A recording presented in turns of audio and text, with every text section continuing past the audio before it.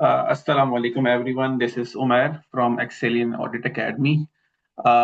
Today's session about emerging technologies in internal audit. हम we have been hearing for about couple of years कि technology बहुत आगे जा रही है, एआई आ रही है, रोबोट्स काम कर रहे हैं. So what's really happening in the internal audit world? We are about to discuss with Mr. Bilal Saab. Bilal Afzal, he is a professional chartered accountant and CIA as well, and he has many years of experience.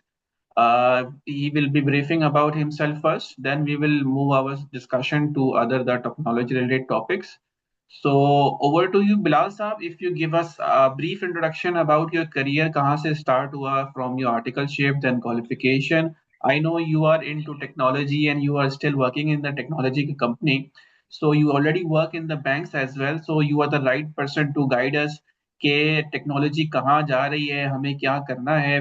हाँ, बहुत सारे लोग हमसे सवाल करते हैं कि क्या कोर्स करना चाहिए, किस तरह करना चाहिए. I think this session will help them to set their direction कि किस तरफ we have to move towards in the longer run and in the short run. So just start with the brief introduction. जी जी is this session in English और do I have to speak in Urdu आप मुझे We can do it in both अच्छा languages. चलें ठीक है सो अस्सलाम वालेकुम जी मेरा नाम मोहम्मद बिलाल अफजल है I have been in internal audit for the past 16 years now इससे पहले I started my career in 2006 Ferguson Lahore से मैंने अपने आर्टिकल्स किए थे qualified in 2011 I worked in Allied Bank for 3 years. Then मैं PTCL में आ गया था. Everybody knows PTCL, Pakistan Telecommunication Company Limited. I stayed there for 9.5 years. Joined as a manager, and then eventually I moved towards some other domains as well. जिसमें audit है audit की transformation external quality assessment sir ये चीजें हैं. So I was the first one in Pakistan जिसने external quality assessment करवाई थी अपने फंक्शन की बैक इन 2015 पीटीसीएल की. वी वेंट विद आईआईए का Spain chapter and one of the 14 global team leads और हमने उनसे अपनी एक्सटर्नल असेसमेंट करवाई. Then eventually I championed and led the project in 2020 as well. PTCL Yukon और यूबैंक भी हो गया था. Eventually, 2022 में I made the move and joined Transworld Associates. Transworld is Pakistan's second largest IP connectivity provider. PTCL है, PTCL handles the submarines and then the rest of it is handled by Transworld Associates. Recently बहुत लोगों ने पढ़ा भी होगा, you probably would have seen the Telenor merger, उसमें वो analytics भी देखे होंगे कि 65% user base PTCL connect करता है and 35% is sourced by Transworld Associates. जो Transworld है, so that is a second primary connectivity provider in Pakistan. Yes, I've been in the technology industry for the past 13 years now, to be precise. Great, great. 2013 में मैंने join किया था, so start of 2013, and it's my 13th year in the technology landscape ICT industry में. So I've seen a lot happening in and a lot of the technology transfer or transmission or every talks about it. Been there जब 3G 4G आ रहा था, and I saw the business cases as well, and then 5G की बातें शुरू हो गई, and then Pakistan में वो fiber to the home आ गया, GPON जिसे कह देते हैं. So that's it. That's So, sort of Bilal साहब, introduction. we will keep it in an easy language mode क्योंकि बहुत सारे हमारे participant हैं are from textile, manufacturing, service industry, some small companies, some large companies. It will benefit for the all them. So let's move to our first question कि what where we are standing in terms of technology और आप इसमें examples भी बता सकते हैं अपनी organisation की और दूसरी ऑर्गेनाइजेशन के बारे में बता सकते हैं कि where they are standing in terms of technologies like AI robotic. मतलब क्या हो रहा है हैपनिंग करंटली, कहाँ पर हम स्टैंड कर रहे हैं ग्लोबल टेक्नोलॉजी को देखें और जो बिजनेसेस अडॉप्ट कर रहे हैं. इंटरनल ऑडिट कहाँ स्टैंड कर रहा है इसमें? अच्छा, सो मैं ज्यादा आगे जाने से पहले I'd like to elaborate on one factor. सबको आईआईए का पता है और आईआईए का there is a vision 2035.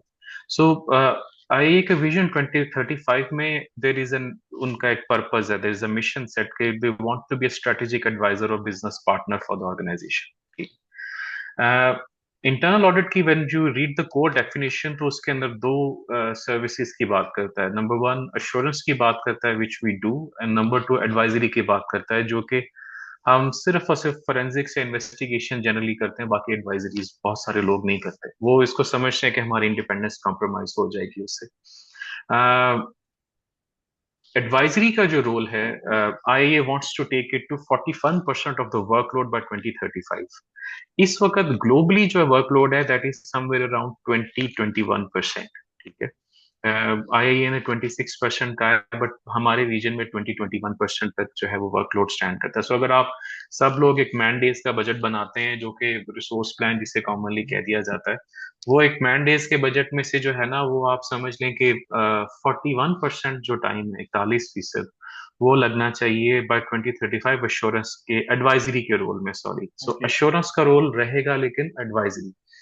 अगर आप डेफिनेशन देखेंगे इंटरनल ऑडिट की, तो ये आप पर्पस पढ़ेंगे तो वो अब स्ट्रेटेजिक इनसाइट के बाद एक लफ्ज इस्तेमाल करता है, फोरसाइट। अगर आप फोरसाइट की बात करते हैं तो फोरसाइट के लोगों मानी जो है वो मुस्तकबिल को प्रिडिक्ट करना है। सो जब आप मुस्तकबिल की बात करते हैं तो मुस्तकबिल जो है ना वो प्रिडिक्शन से ही आएगा, ये प्रिडिक्टिव एनालिटिक्स से ही आप प्रिडिक्ट कर सकेंगे, या आप ऐसे एक्टिविटीज में इन्वॉल्व होकर कर सकेंगे जो कि बिजनेस ड्रिवन है। मैंने जो अपने एक्सपीरियंस में या अपने लोगों के साथ इंटरेक्शन में जो बहुत सारी चीज देखी है, पाकिस्तान में प्रीडोमिनेटली इस वक्त सबसे बड़ा जो प्रॉब्लम हमारे इंटरनल ऑडिट प्रोफेशन में है, वो सबसे पहले तो ये कि हम कंप्लायंस ऑडिट ड्रिवन लोग हैं ज्यादा। So we focus more on के जी हमने फाइनेंशियल ऑडिट ही करना है या हमने कंप्लायंस के ऑडिट करने हैं। जो how I see and how I foresee this the technology transition, या आगे जो जाएगी या मूव करेगी, ये कंप्लायंस और कंप्लायंस रिलेटेड एस्पेक्ट्स जो हैं ये रेपिटेटिव टास्क हो जाते हैं, और ये राइट। सब के सब task will be replaced by technology. आपको जरूरत नहीं है मैनुअली चेक करने की, उसने ऑथराइजेशन दी, उसने ये किया, उसने वो किया। ये सब की सब चीजें जो है वो एआई ड्रिवन हो जाएंगी, आरपीए ड्रिवन हो जाएंगी। सो आप अगर उन्हीं पे फोकस रखेंगे, and you will lose out on the strategic insight, जो स्ट्रेटेजिक प्रोवाइडर या स्ट्रेटेजिक ऑडिट्स की तरफ आप अपना फोकस छोड़ देंगे। सो आपकी जो अश्योरेंस है वो कंप्लीट एक अम्ब्रेला को कवर नहीं कर रही होगी। हाउ इन पाकिस्तान, अब पाकिस्तान में क्या हो रहा है, when I interact with people, तो वो बात करते हैं कि जी हमें उन्होंने वाउचर चेकिंग पे लगाया हुआ है, ट्रांजैक्शन अप्रूवल पे लगाया हुआ है, उन्होंने बिल्कुल। प्री ऑडिट्स पे लगाया हुआ है। वो कहते हैं जी प्रोक्योरमेंट होने से पहले आप साइन करेंगे तो आप ये सब करेंगे। अच्छा, अब वो हम एक कॉमन स्लैंग यूज करते हैं कि नौकरी क्या और नखरा क्या। ठीक है, तो आप नौकरी कर रहे हैं तो आपके सेठ ने जो आपको कहा है आपको वो करना है। लेकिन अगर इन द ट्रूएस्ट सेंस में जो है आप इंटरनल ऑडिट की बात करते हो, तो internal audit is not control function, it's an assurance function. Exactly. हम कंट्रोल नहीं है, हमें असल में कंट्रोल के तौर पे इस्तेमाल किया जाता है। सो जिस चीज में आप कंट्रोल बन जाते हैं उसके ऊपर आप अश्योरेंस किस चीज की देंगे। अग्रीड, सो 100%। ये एक नेचुरली सबसे बड़ा बैरियर है जो मुझे नजर आता है। दुनिया टेक्नोलॉजी में मूव हो रही है, दुनिया एआई की बात कर रही है, दुनिया जो है वो एजेंटिक एआई पे बात कर रही है, जनरेटिव भी पुरानी बात हो गई।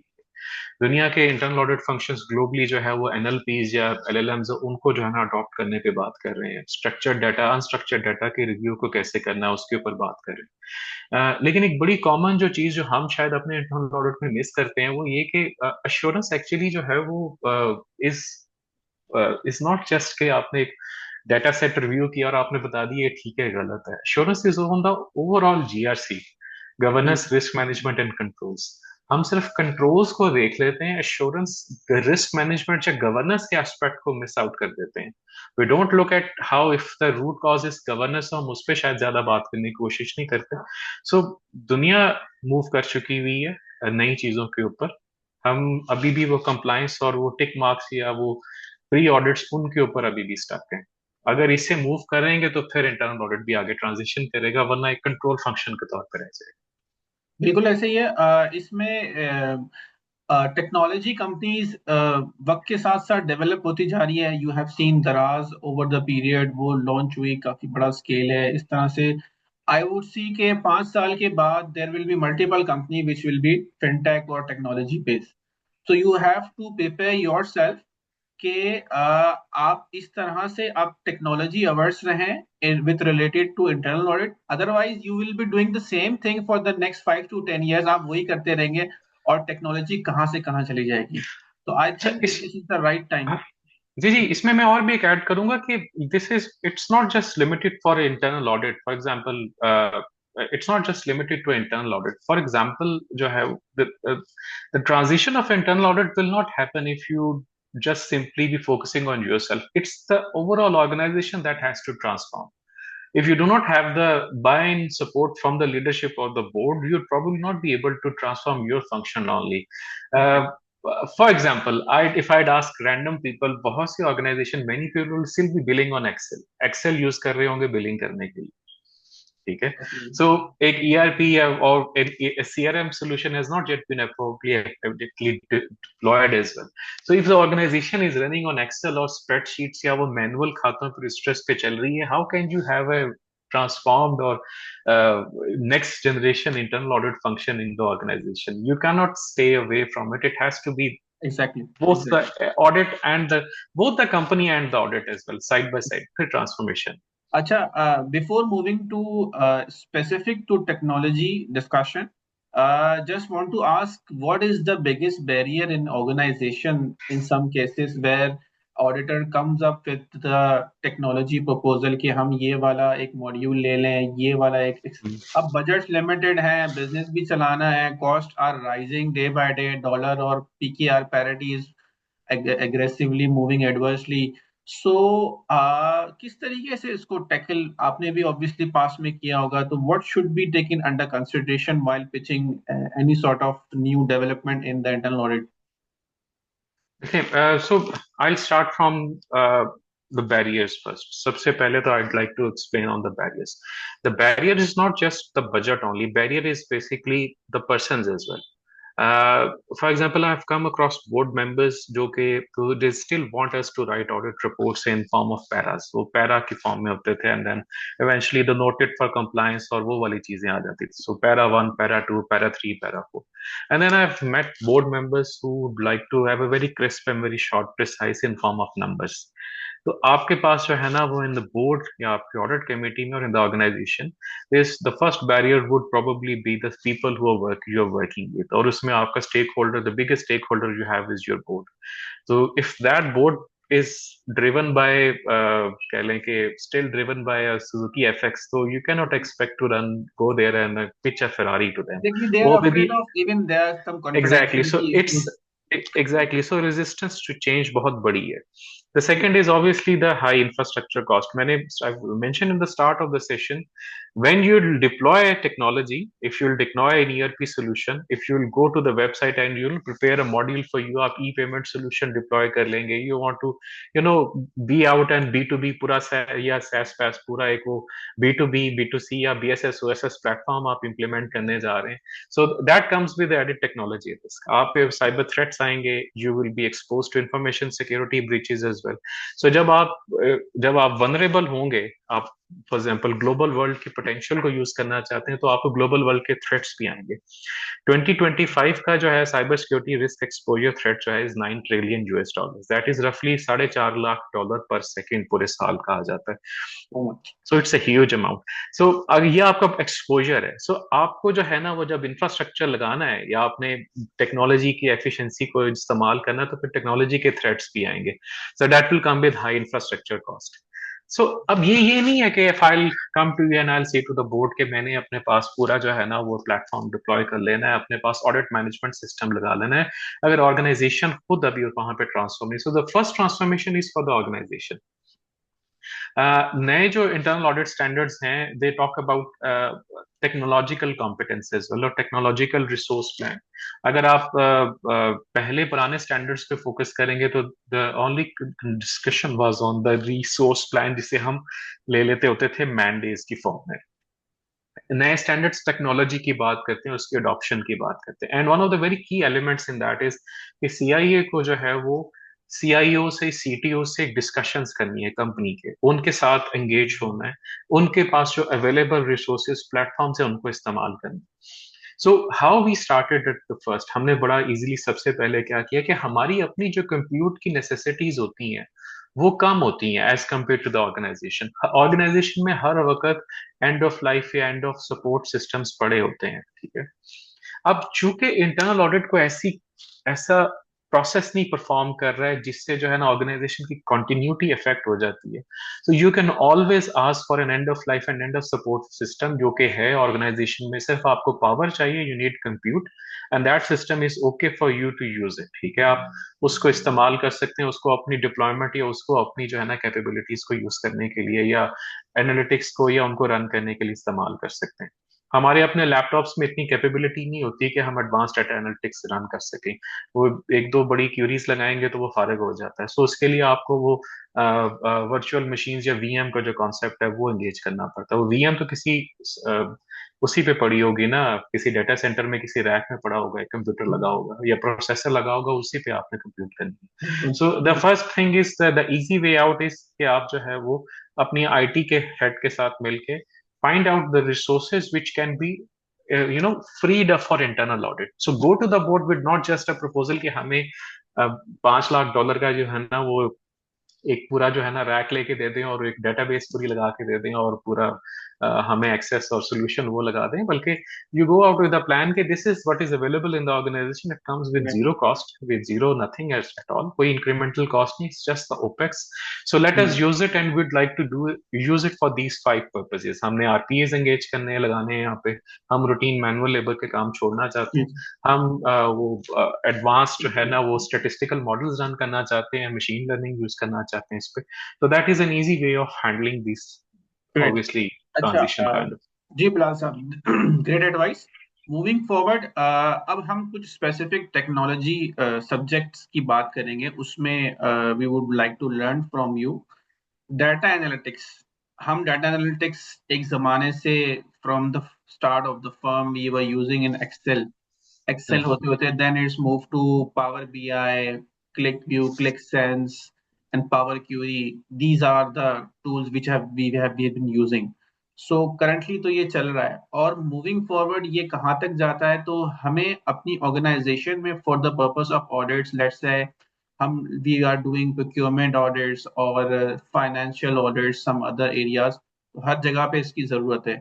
तो आप कुछ टूल्स के बारे में भी बताएं, और डाटा एनालिटिक्स कैसे इवॉल्व हो रहा है और कहाँ जा रहा है मूविंग टूवर्ड्स, ताकि हम उसको अपने हिसाब से we can upskill ourselves.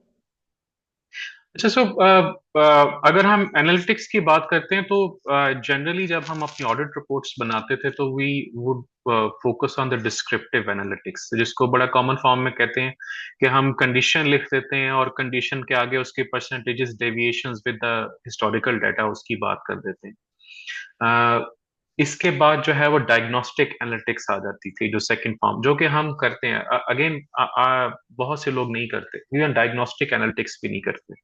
Diagnostic analytics क्या है कि वो रूट कॉज एनालिसिस की बात करती है, जो use the data and the resources available to diagnose a problem and identify the root cause and then come up with some useful recommendation. अभी हम क्या देखते हैं, जैसे मैंने पहली प्रॉब्लम बताई, तो सिर्फ I would like to keep it simple for the people के वो ट्रांजिशन करना चाहे। सो पहले तो सबसे पहले डायग्नोस्टिक एनालिटिक्स के ऊपर मूव करना होगा। That is will be the first level of maturity अगर आप अचीव करना चाहते हैं एनालिटिक्स में। डिस्क्रिप्टिव आप कर रहे हैं, हिस्टोरिकल डाटा की बेस के ऊपर आपने एनालाइज करके डेविएशन रेट निकाल ली है, ठीक है। बट डायग्नोज के वो प्रॉब्लम है क्या, वो सबसे करना इंपॉर्टेंट है, जो सेकंड स्टेप है, सेकंड लेग है। और वो क्या चीज है कि आप सिर्फ इंसिडेंट के फिक्स के ऊपर ना बात करें, आप सिस्टमेटिक फिक्स जो है ना वो उसके ऊपर। Root cause basically.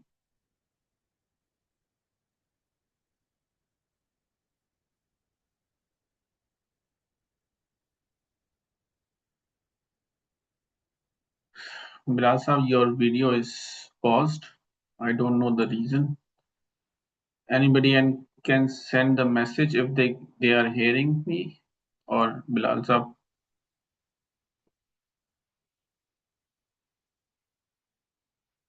Maybe there is an internet connectivity issue.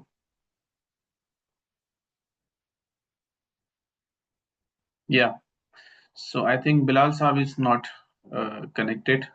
Maybe he will connect in a while. We can wait for him. Yes, he has joined again. Yes, I am unmuting you. Just give me a second.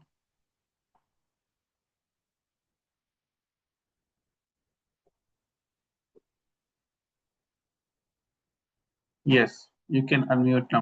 Ji hello. Ji, we can hear you. It's again muted. Let me do it again.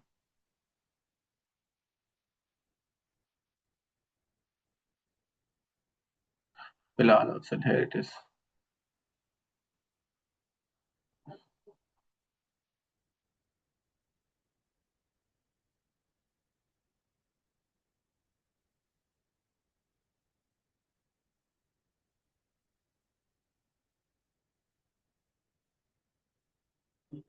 He's disconnected again.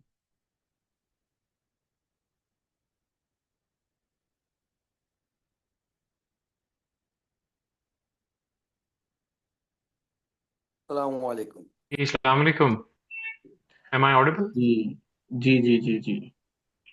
I'm sorry. I guess it. Just give me a second. Just give me a second. Yes, you can unmute now. Okay. So sorry. I don't know what actually happened, but suddenly everything Due went to black. technology. I was. हाँ जी. It's all technology. ये किसी जगह पे the data center would have जो है ना वो crashed. Are Service you मेरी in side की office? I platform guess. out of. Are you in office or I at home? am. I am in office. I'm in office. I have Okay. a very stable internet connection, so मेरा net disconnect नहीं हुआ, but I guess I don't know something happened. Anyways, it No worries. happens. You were So talking about we were data analytics. discussing. Yes. Ji ji. So the first stage जो है वो that is obviously descriptive analytics जो कि हम करते हैं. The second stage move towards the diagnostic analytics. So हमने बात की थी कि वो compliance based हम audit सब करते हैं तो compliance based ही recommendation देते हैं और उसका action plan भी compliance based होता है तो एक circular reference लग जाता है. So पहला तो जो है ना जो step है जो what I would recommend for the majority of audit वो आपको diagnostic analytics पे move होना पड़ेगा. Eventually find the root cause of why it actually happened and then recommend something. इसके बाद जब आप फोरसाइट अचीव करना चाहते हैं तो that becomes the third probably one of the most important one is जो कि प्रिडिक्टिव एनालिटिक्स के ऊपर बात करता है. आई एम श्योर बहुत से लोग प्रिडिक्टिव एनालिटिक्स के को समझते हैं उसके नाम भी जानते हैं. प्रिडिक्टिव एनालिटिक्स एक्चुअली सिंपली एक एक्सेल की शीट पे नहीं बनता. बन सकता है. It can happen on the Excel sheet as well. लेकिन इसके लिए जो है ना वो आपको either you need an advance form of machine या आपको स्टेटिस्टिकल मॉडल्स का नॉलेज होना चाहिए. ये तब please tell us, just interrupting you, predictive analytics auditors की क्या नीड है? उसको तो So, पास्ट की एक्सेप्शंस निकालनी है, कंट्रोल इवैल्यूएशन करनी है, प्रेडिक्टिव की जरूरत क्यों है? सो फोरसाइट कैसे होगी? रिस्क तो फ्यूचर का में एग्जिस्ट करता है ना. आज तो रिस्क नहीं है ना. सो इट एक्चुअली जब आपकी ऑर्गेनाइजेशन ने किसी स्ट्रेटेजी में जाना है, for example let's go to the basics first. Organisation एक विजन के लिए एग्जिस्ट करती है. एक विजन बनता है स्टेक होल्डर का जिसका कॉर्पोरेट ऑब्जेक्टिव है कि वो मैक्सिमाइज वेल्थ चाहता है, मैक्सिमाइज रेवेन्यू जनरेशन चाहता है. सो ऑर्गेनाइजेशन अपने लिए एक विजन सेट करती है कि हाँ we want to be the number one operator या हम मोस्ट रिलायबल सर्विस प्रोवाइडर बनना चाहते हैं. फिर आप उस पर स्ट्रेटेजी बनाते हैं. The strategy list down the actions and the tools plan employ perspective जो भी है कि मैं ये कुछ करूंगा. अब चूंकि वो लॉन्ग टर्म होता है तो आप ऑब्जेक्टिव्स में ब्रेक डाउन करते हैं उससे. जो भी आप ऑब्जेक्टिव में ब्रेक डाउन करेंगे उस ऑब्जेक्टिव के अगेंस्ट एक रिस्क खड़ा होगा. Risk is something that you have to both predict, analyse, assess and eventually manage as well. Risk obviously उसके ऊपर आपकी वो रिस्क एपेटाइट बन जाएगी एंड एवरीथिंग विल हैपन. आपको जो है वो if you will take one course of action it will lead towards another risk. ठीक है. आप एक ऑप्शन लेंगे तो आपके पास वो दूसरी ऑप्शन जो है ना वो उसका रिस्क दूसरी तरफ से खड़ा हो जाएगा. सो आप उसको लेंगे तो तीसरी चीज खड़ी हो जाएगी. तो अगर आप प्रिडिक्टिव मॉडलिंग पे जाएंगे, अगर आप फोरसाइट के ऊपर इंट्रूव सेंस में शिफ्ट होना चाहते हैं तो फिर आपको जो है वो प्रिडिक्टिव एनालिटिक्स पे काम करना पड़ेगा. You would want to discuss the strategy, organisation की बिजनेस स्ट्रेटेजी. अगर आप स्ट्रेटेजिक ऑडिट करने जाएंगे या ऑर्गेनाइजेशन एक स्ट्रेटेजिक ऑप्शन एक्सरसाइज करने जा रही है तो you would want to be the one जो कि ये लाजमी बात करे, प्रोडिक्शन दे कि क्या ये आपकी स्ट्रेटेजिक मूव गुड है या अच्छी है या बैड है. एक ऑर्गेनाइजेशन का एक साल अगर किसी एक इन्वेस्टमेंट में जाया कर दिया जाए तो उसे 5-7 साल पीछे ले जाता है. क्योंकि वाई 5-6-7 एंड वाई आई से 5-6-7 क्योंकि उस एक साल में आपका कंपेटिटर आराम से नहीं बैठा हुआ. They would be doing the things which will eventually churn you out from the industry. So predictive analytics. जी, इसके टूल्स भी बताइएगा कौन कौन से हैं एनालिटिक्स के लिए. अच्छा, सो केसवेयर है, आइडिया, केसवेयर आइडिया सबको पता होगा। H2O यूज, ACL जो है ना वो इसके लिए इस्तेमाल होता है। ACL में स्टेटिस्टिकल मॉडल्स, ये सारे ACL आते GRC हैं पेड इस्तेमाल हो जाता वर्जन्स और फ्री वर्जन्स? है। ACL is a paid version, CaseWare is a paid version as well, mostly paid version होते हैं। बट लेकिन इनकी जो है वो वाली कॉपीज अवेलेबल होती हैं जो स्टूडेंट बेस्ड कॉपीज होती हैं। तो तो अब लिमिटेड कैपेसिटी में जो are they executable with the raw data of Excel, or is this required to be integrated with SAP or Oracle, some ERP? नहीं, can be raw data of Excel इस्तेमाल हो सकता है। सब इनफॉर्म में Okay. ACL में you can simply जो है वो शिफ्ट, आप अपना एक्सेल का डाटा लोड कर लें उसके अंदर। But you know there is a risk of using non licence copies as well. आपका लाइसेंस जो है नहीं होता तो आप डाटा ब्रीचेस के ऊपर हो सकते हैं। आप जब अपने ऑर्गेनाइजेशन का सेंसिटिव डाटा अपलोड करेंगे तो data privacy is the biggest concern. जब आप फॉर एग्जाम्पल बहुत से लोग जो है ना वो एक्सेस ले लेते हैं किसी LLM मॉडल की, जो है वो सबसे, वो आप चैट जीपीटी के ले लें या आजकल डीप सीक की उठा ले लेते हैं आके, और उसमें अपना डाटा अपलोड करना करके जो है ना उससे एनालिसिस करवाना शुरू हो जाते हैं। But you are exposing your organisation data to exposure outside the world. आपके डाटा बिल्कुल। प्राइवेसी जो है वो इम्पैक्ट हो रही है इससे। So you hmm. Have to be absolutely sure what kind of technology you are leveraging और यूजिंग। अच्छा चलें, ये गुड है, बहुत अच्छा।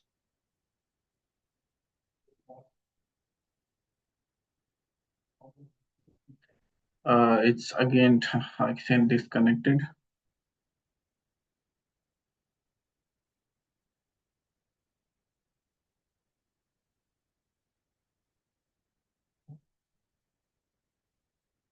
Just wait a से second.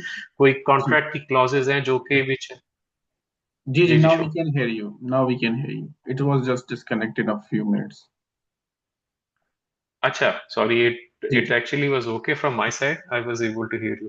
अच्छा चले, सो आपके पास टेक्नोलॉजी, या टेक्नोलॉजी में आप, आई वाज डिस्कसिंग के जो है ना वो what was I discussing, sorry, just skip my mind. अच्छा, सर, वी वर अगेन वो डिस्कसिंग वक्त अबाउट आता द है कि टूल्स। बिल्कुल जेल से निकल जाता। हमने हमने टूल्स की बात हाँ, करी, और सो टूल्स बेसिकली सो मार्केट में अवेलेबल हाँ, हैं और आते रहते हैं वक्त के साथ साथ। Actually we are running short of जी जी, time. So just two thing we need to cover, as आप माइंड कंप्लीट माइंड कर लें फिर हम आगे बढ़ते हैं। हाँ, माइंड ब्रिज यूज किया जा सकता है, डेटा रोबोट है, H2O वगैरह है, टैबलो, पावर BI तो ऑब्वियसली बहुत से लोग इस्तेमाल करते हैं। ये एक्सेल के साथ कंपैटिबल भी हैं, ACL भी कंपैटिबल है। सो अगर आप एनालिटिक्स को यूज करना चाहते हैं इन टूल्स में, the good thing about is कि आप स्टेटिस्टिकल मॉडल्स ऑलरेडी इनबिल्ट होते हैं। एक चीज जो नॉलेज जो मेरे ख्याल में ऑडिटर्स को होना चाहिए, अपार्ट फ्रॉम द फैक्ट कि हम एनालिटिक्स में पहले भागने से पहले द फर्स्ट बेस नॉलेज जो है वो बिजनेस की अंडरस्टैंडिंग होना बहुत जरूरी है। what you are applying is extremely important for what you are applying and why you are applying it। ये बिल्कुल। जरूरी नहीं है कि आपको IT आती है और आपको एनालिटिक्स और सिस्टम यूज करना आता है तो आप जीते हो गए। हम्म। उसका मकसद समझना जरूरी है कि वो बिजनेस के लिए क्यों इंपॉर्टेंट है। तो वो की इंपॉर्टेंट जो टेक्नोलॉजी की ट्रांजिशन में जो चीज होती है वो first is understanding the business है, वो रहेगी वो रिगार्डलेस जो भी आप करना चाहते हैं। राइट। ACL वगैरह के अंदर आप स्टेटिस्टिकल मॉडल्स उसमें ऑलरेडी इनबिल्ट हैं, लेकिन हमें ये अंडरस्टैंडिंग होनी चाहिए कि what is meant by regression या सिंपल लीनियर रिग्रेशन या मल्टीकोलिनियरिटी का इफेक्ट, होमो हेट्रोस्किडासिटी वगैरह जो है इनके इम्पैक्ट्स क्या होते हैं, एंडोजेनाइटी का इम्पैक्ट क्या है। आपके ये चीजें जो है ना वो या रोबस्टनेस चेक डाटा में क्या होनी चाहिए, only then you will be able to accurately predict what's going to happen in future. आपको ये स्टैटिस्टिकल मॉडल्स का नॉलेज होना जो है वो ऑडिटर्स के लिए इंपॉर्टेंट है इन फ्यूचर। Great.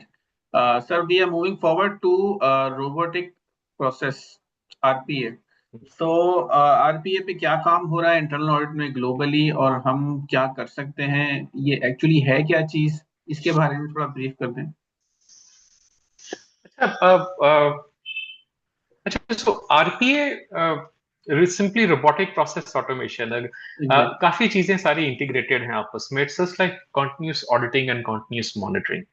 तो RPAs मुख्तलिफ चीज़ों के लिए इस्तेमाल होते हैं। फॉर एग्जांपल आपके वो हम ऑर्गेनाइजेशंस में जो है ना वो टैक्स रिटर्न फाइल करते हैं, तो जो टैक्स रिटर्न फाइल कर रहा होता है उसके साथ साथ वो एक लेजर भी मेंटेन कर रहा होता है कि इनवॉइसेस क्लेम है नहीं है, क्लेम्ड अनक्लेम्ड है, या इसको वो 90% का रूल लग रहा है तो इसको इनपुट अगले महीने में लेके जाना है, कैसे लेके जाना है।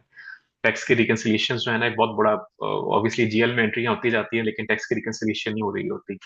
ऑर्गेनाइजेशंस के अंदर जो है वो प्रिडिक्टिव मॉडलिंग या चर्न के एनालिटिक्स होते हैं, इसमें डाटा एक्सट्रैक्शन बहुत ज्यादा कॉमन होती है। आप एक्सेल की फील्ड से डाटा एक्सट्रैक्ट करते हैं और उसको कंबाइन करते हैं और फिर उसको किसी फॉर्म में लेकर आते हैं।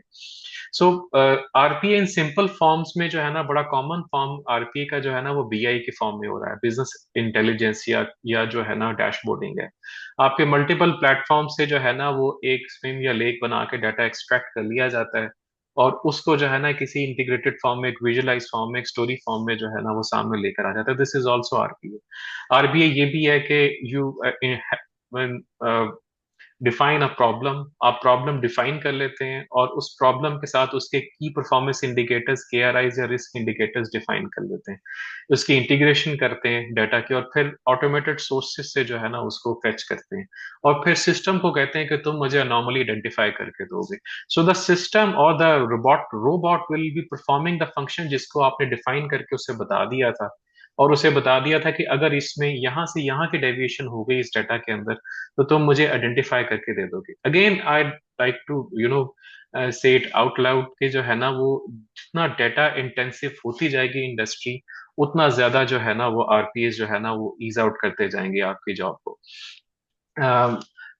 बॉट्स को लगा लेना, फॉर एग्जांपल क्लाइंट हैंडलिंग या रिलेशनशिप मैनेजमेंट में आप देखते होंगे आपका प्रोसेस ऑटोमेट हुआ हुआ है, आपने एक बॉट लगाया हुआ है जो कि आप उसकी क्यूरी करते हैं तो वो आपकी वो कंप्लेंट रेजोल्यूशन के लिए ऑटोमेटिकली टिकटिंग जो है ना जनरेट करना शुरू हो जाता है। These are all robotic processes जो है ना जो ऑर्गेनाइजेशन में हो रहे होते हैं। डाटा एक्सट्रैक्शन आप कह लें कि रिपीट ऑडिट के जो है ना, रिपीटेबल जो है ना वो टेस्ट परफॉर्म कर लेना। हम प्रोक्योरमेंट का ऑडिट जब करते हैं तो हम प्रोक्योरमेंट के ऑडिट में प्राइसेस की कंपैरिजन कर रहे होते हैं। फॉर एग्जांपल इस कोटेशन में क्या आया, इस कोटेशन में क्या है, इसमें कोटेशन में क्या है, तो मल्टीपल सोर्सेज से हमें डाटा आ रहा होता है, कोई पीडीएफ फॉर्म में होता है, कोई एक्सेल फॉर्म में होता है। ये तमाम की तमाम चीजें जो है ना वो ऑटोमेट की जा सकती हैं। प्रोक्योरमेंट के रेट्स और प्रोक्योरमेंट, फॉर एग्जांपल एक प्रोक्योरमेंट का बहुत बड़ा रिस्क है आपका, जिसे वो सिंगल सोर्स प्रोक्योरमेंट इन सम Yes. फॉर्म में कहते हैं, जिसमें Yes. प्रोप्राइटरी प्रोक्योरमेंट होती है। आप आरपी आरएफपी के ऊपर यू आइडेंटिफाई ऐसी क्लॉज आप लगा लेते हैं जो परफॉर्मेंस डिनाइड होती है फॉर समवन एल्स, ऐसी कंडीशन आइडेंटिफाई कर दी जाती है। सो ये चीजें निकालना और इस चीज को असेस करना, ये चीजें जो है ना आउटलायर के फॉर्म पे आइडेंटिफाई करना, ये सब के सब आरपी से किए जा सकते हैं। दुनिया जो है वो इन पे काम कर रही है, audit functions across the globe इन चीजों पे काम करें, एक early identifier of the risk के लिए जो है ना वो, या ट्रांजैक्शन फ्लैग करने कर दी जाती है कि ये प्रॉब्लम है। लेकिन आरपीएस में आपको पहले प्रॉब्लम बतानी पड़ेगी और उसके गुड और बैड दोनों चीजें बतानी पड़ेंगी तो इसके लिए कि टूल्स दिस कौन इज से व्हाट। चाहिए? इसमें मार्केट में क्या अवेलेबल है? व्हाट आई अंडरस्टैंड के automate robots will be working, हम स्टेप्स को ऑटोमेट कर देंगे just on a single click. तो टूल्स यही सारे जो हम डाटा एनालिटिक्स की बात की वही सारे हैं या इसके अलावा कोई और? यही टूल्स हैं, उसमें अलावा आपकी मशीन लर्निंग या आपकी इनके जो टूल्स हैं, लैंग्वेजेस हैं, ये यूज होती हैं इसमें। आप क्यूरीज लिख लेते हैं और उसको ऑटोमेट कर देते हैं, ये तमाम के तमाम यही टूल्स इस्तेमाल होते हैं इसमें। Okay okay. सिमिलर टूल्स हैं जो कि which perform both the functions, automate AI वगैरह, एआई एनालिटिक्स हो गए या आरपीएस हो गए, सिमिलर टूल्स से परफॉर्म होते Basically, both are data analytics and RPA is related to continuous auditing का जो concept है उसको ये हैं। हाँ फर्दर जी, आगे लेके जाते हैं। ये सब इंटीग्रेटेड है सारी चीजें, ये this all integrated. I mean एक ही बात है आप कर रहे होते हैं। So I think if someone wants to take a deep dive in it, they can study the material और उसमें जितना ज्यादा आगे जाता जाए, maybe they can go for the courses online, offline जहाँ पर available है. So they have to sync these technologies with the internal audit, make an assessment कि कहाँ कहाँ apply की जा सकती हैं, जिस तरह as you have an example in the procurement audits. तो इसी तरीके से वो उसको apply कर सकता है और considering the size of the organization and complexity उसको वो अप्लाई कर सकता है. So we are अच्छा, फॉर moving. एग्जांपल जी जी जी आई जी लाइक टू जी. कोट अनदर, फॉर एग्जांपल बहुत सी ऑर्गेनाइजेशंस जो है ना वो ऑडिटर्स एक टेस्ट परफॉर्म करते हैं, वो ये कि अगर if it's a manufacturing entity और कंसर्न, तो आपके मल्टीपल प्रोडक्शन फैसिलिटीज हैं, तो आपने alternative sources of power supply maintain किए होते हैं।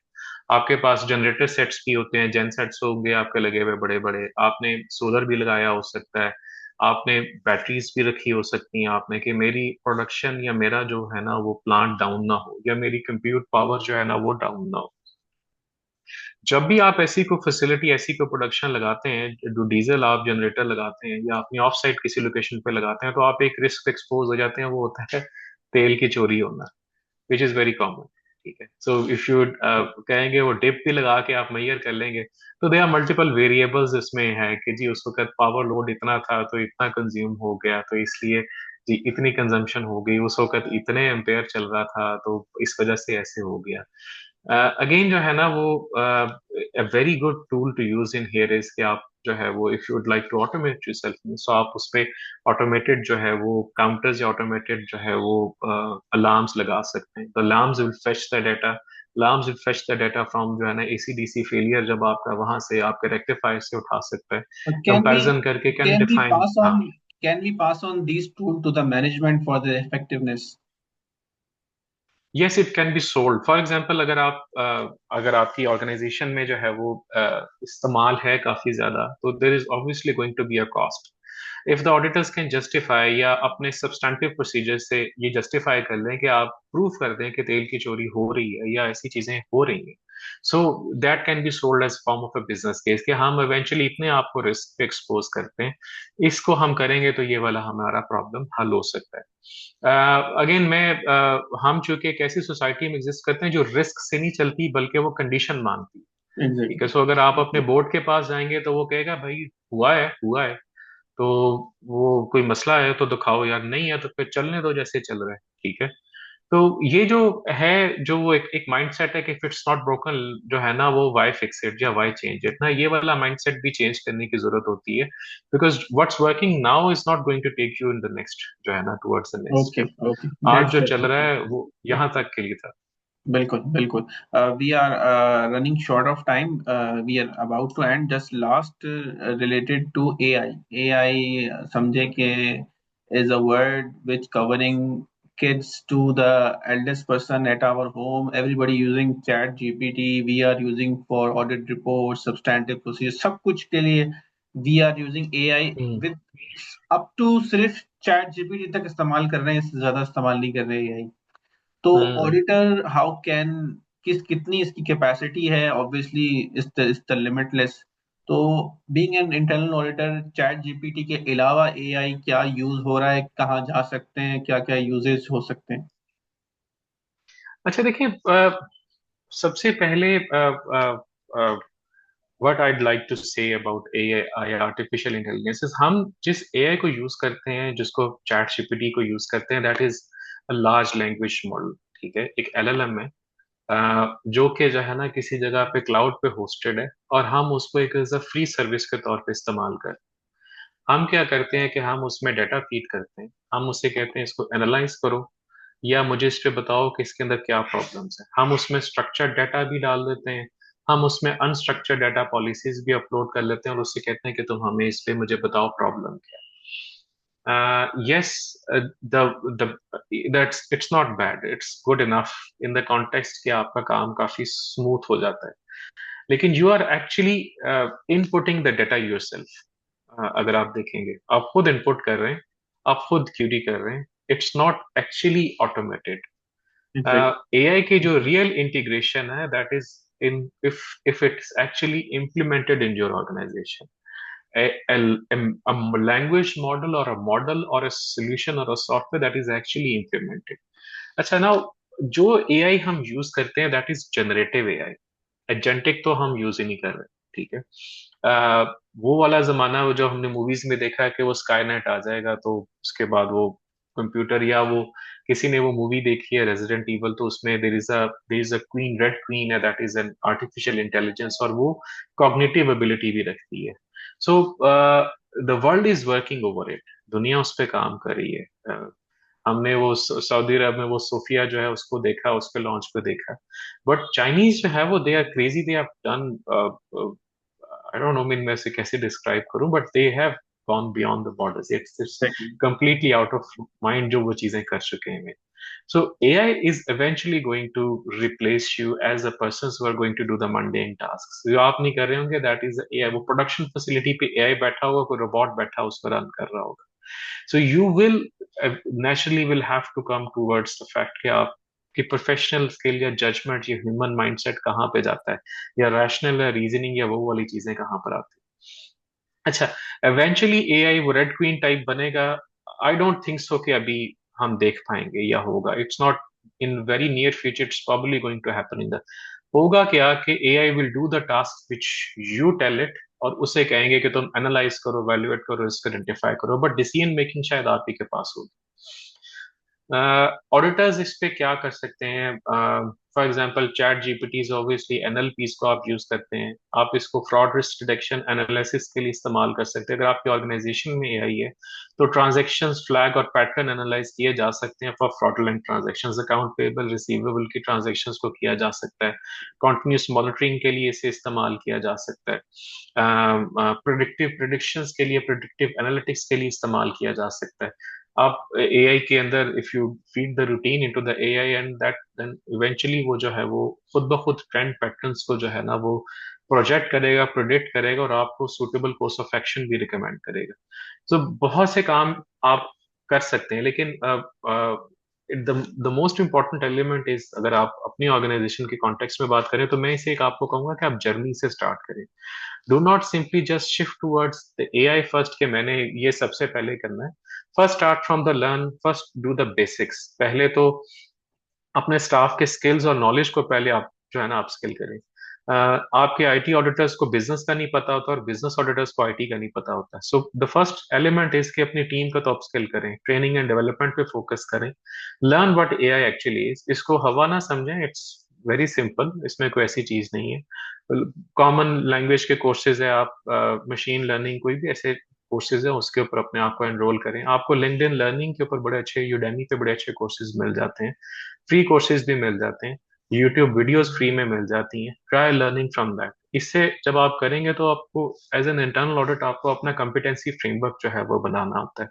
आईआई ने भी प्रिस्क्राइब किया हुआ, लेकिन जो कॉम्पिटेंसी फ्रेमवर्क है that is an essential element जो कि होना चाहिए. It defines where you would like to be in the future and what type of skills do you actually want in your function. वो उसके अंदर स्टेप बाय स्टेप जर्नी को document करें. Do not start from the master level first, first start from the beginner level. तो beginner level के लिए आप initialise जो है ना वो सबसे पहले तो आप क्या कर सकते हैं, आप सिंपल से आप वो एपीआईज को जो है ना, अगर एक्सेस पॉइंट इंटीग्रेटर्स एपीआईज जो है ना वो बना सकते हैं. इंटीग्रेटिंग योर ऑटोमेट कर लें डाटा फेचिंग को, एक्सट्रैक्शन को. उसके बाद जो है ना वो एनालिटिक्स को जो है ना ऑटोमेट कर लें आहिस्ता आहिस्ता.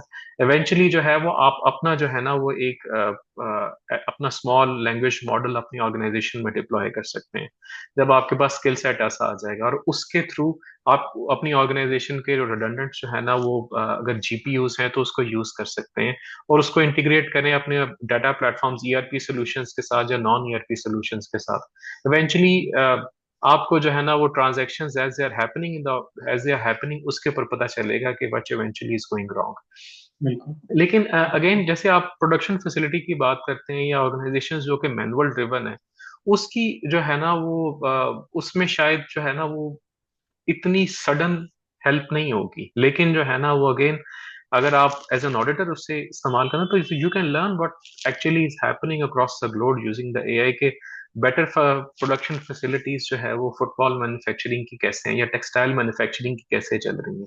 सो एआई आपको उसके साथ इंटीग्रेट करके क्रॉस वर्ल्ड नॉलेज जो है ना वो एक प्लेटफॉर्म पे दे देता है. हमारे पास ये पहले भी था, हम गूगल में सर्च फीड डालते थे और उससे फिर हम ऑप्टिमाइज करते थे, सर्च इंजन ऑप्टिमाइजेशन वगैरह इस तरह की चीजें. अब ये सारी चीजें ऑन द क्लिक हमारे पास आ गई. सो इसको यूज कर लेना बेहतर होगा.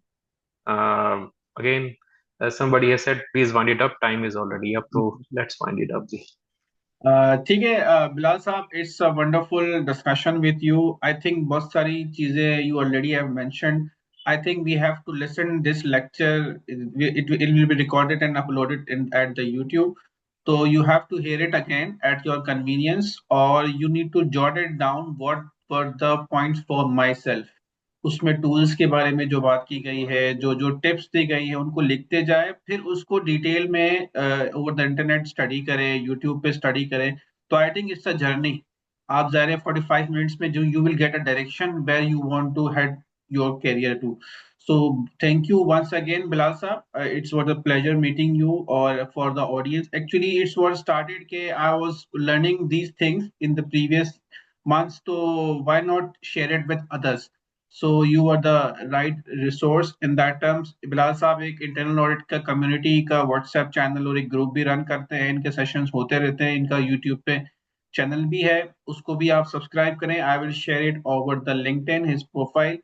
if somebody have question, they can send it to their LinkedIn account, or he will as per his convenience he will reply. Last remarks अगर आप कुछ ऐड करना चाहें फिर भी close. हाँ, thank you very much ji Umar sahab, really appreciate आपने time दिया। It's always good to talk about technology. Technology और टेक्नोलॉजी का again, I am not an expert, but मैं अपने आप को एक स्टूडेंट ही समझता हूँ उसका। द ट्रांजिशन इज हैपनिंग, लेकिन from the base of it what I'd like to recommend is कि टेक्नोलॉजी के एम्बिशन में अपने कोर अश्योरेंस के या कोर नॉलेज को भूल नहीं जाना चाहिए। द कोर इज कि आपको बिजनेस की समझ होनी चाहिए। आपकी वैल्यू आपका स्टेक होल्डर तभी समझेगा जब आप उसके बिजनेस के लिए वैल्यूएबल है। Exactly. कंप्लायंस और ये चीजें जो है ना, वो इन पे फोकस करने की बजाय focus on how much value you can add to the organisation. अपने आप को ऑर्गेनाइजेशन की स्ट्रेटेजी के साथ एसोसिएट करें। A very big problem which I have seen in internal audit functions is कि उन्हें ऑर्गेनाइजेशन स्ट्रेटेजी का पता ही नहीं होता। जब वो बिल्कुल अपने ऐसा। एनुअल एश्योरेंस प्लान्स बनाते हैं तो वो ये नहीं देखते कि ऑर्गेनाइजेशन अगले साल में उससे अगले साल में क्या कर रही है और उससे अगले साल में क्या कर रही है। अगर ऑर्गेनाइजेशन पूरब की तरफ जा रही है तो आपने पश्चिम की तरफ सफर नहीं करना, आपने भी पूरब का सफर करना है। So if the board is talking about one in the year, you will have to be talking about one in the year as well. आपने जीरो की बात नहीं करनी। So move towards that. First alignment पहले आप करेंगे तो फिर आपकी सेकंड जर्नी भी बड़ा इजी हो जाएगा। Align yourself with organisation strategy, with organisation objectives, then जो है ना वो बाकी ट्रांजिशंस भी साथ साथ सब आ जाती हैं। तो पहला बेर फंडामेंटल कोर जो है ना उसको ठीक कर लें, फिक्स कर लें। आपके प्रॉब्लम्स मैं आपको बता देता हूँ हल हो जाएंगे। अगर आप उनके पेन एरियाज के ऊपर रिकमेंडेशन दे रहे होंगे तो वो आपके पेन एरिया की रिकमेंडेशन या प्रॉब्लम्स को भी एड्रेस करवा देंगे, आपकी टेक्नोलॉजी बिल्कुल। नीड को भी फुलफिल करेंगे। Agreed. Sell yourself the way it's suppose to be sold, you are suppose to be sold. अपनी अच्छी सेलिंग तो करें ना पहले। बिल्कुल बिल्कुल। Thank you तो very much thank you very all the much. audience for joining us. It will be uploaded on in the YouTube. You have to share it with your peers. Take care. Allah Hafiz. Bye bye. Thank you ji so much.